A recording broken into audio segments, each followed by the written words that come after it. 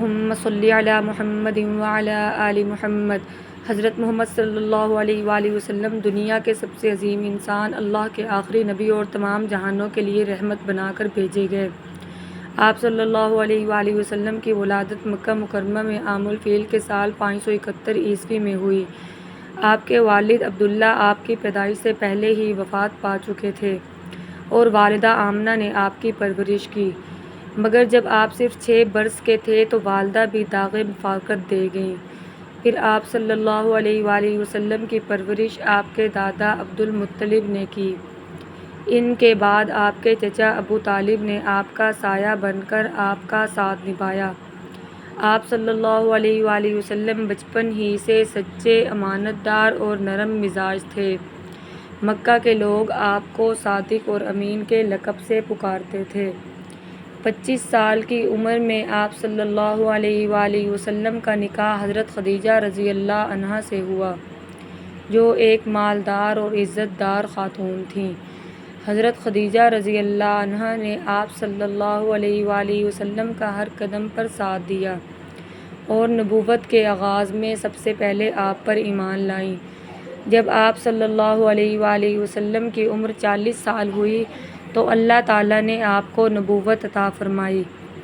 پہلی وحی غار حرا میں نازل ہوئی، جب حضرت جبرائیل علیہ السلام نے آپ صلی اللہ علیہ وآلہ وسلم سے فرمایا، اقرأ بسم ربک الذی خلق، یعنی پڑھ اپنے رب کے نام سے جس نے پیدا کیا۔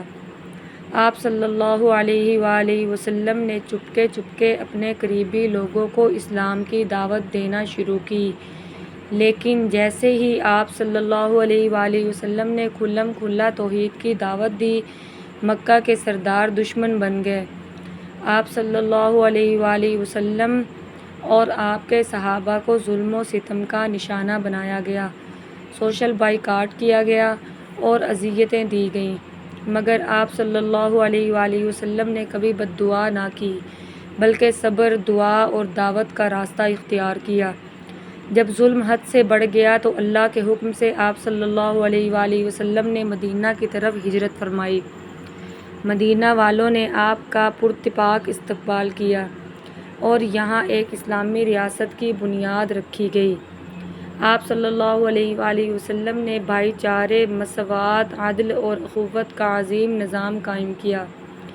آپ صلی اللہ علیہ وآلہ وسلم نے صرف عبادت سکھائی نہیں بلکہ ایک مکمل طرز زندگی عطا کیا۔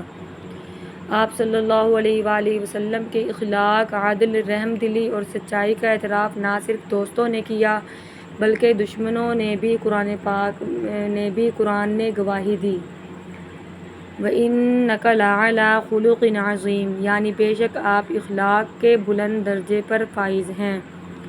جب مسلمان طاقتور ہوئے تو مکہ کو بغیر لڑے فتح کیا گیا۔ اس دن آپ صلی اللہ علیہ وآلہ وسلم نے ان دشمنوں کو بھی معاف کر دیا جنہوں نے آپ صلی اللہ علیہ وآلہ وسلم کو تکلیفیں دی تھیں۔ فرمایا، آج تم پر کوئی گرفت نہیں، جاؤ تم سب آزاد ہو۔ یہی وہ دن تھا جب دنیا نے دیکھا کہ رحمت صرف الفاظ میں نہیں، کردار میں ہوتی ہے۔ آخری حج کے موقع پر آپ صلی اللہ علیہ وآلہ وسلم نے جو خطبہ دیا وہ انسانی حقوق کا پہلا منشور تھا۔ آپ صلی اللہ علیہ وآلہ وسلم نے فرمایا، سب انسان برابر ہیں، عرب کو عجم پر اور عجم کو عرب پر کوئی فوقیت نہیں، سوائے تقویٰ کے۔ عورتوں کے حقوق کا خیال رکھو، سود ختم کر دو اور قرآن و سنت کو مضبوطی سے تھامے رکھو۔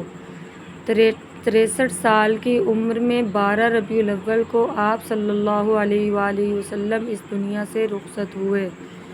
آپ صلی اللہ علیہ وآلہ وسلم کی وفات پر پورا مدینہ غم سے نڈال ہو گیا، مگر آپ صلی اللہ علیہ وآلہ وسلم کا پیغام، آپ کی سنت اور آپ کا دین آج بھی زندہ ہے۔ حضرت محمد صلی اللہ علیہ وآلہ وسلم کی زندگی ہمیں سکھاتی ہے کہ سچائی، صبر اور رحمت کو کبھی نہ چھوڑو۔ سب کے ساتھ عدل سے پیش آؤ، چاہے وہ دشمن ہی کیوں نہ ہو۔ اللہ کی رضا کو دنیا کی ہر چیز پر مقدم رکھو۔ آئیے ہم بھی اپنی زندگیوں کو سیرت طیبہ کے مطابق ڈھالیں تاکہ دنیا و آخرت دونوں میں کامیاب ہو سکیں۔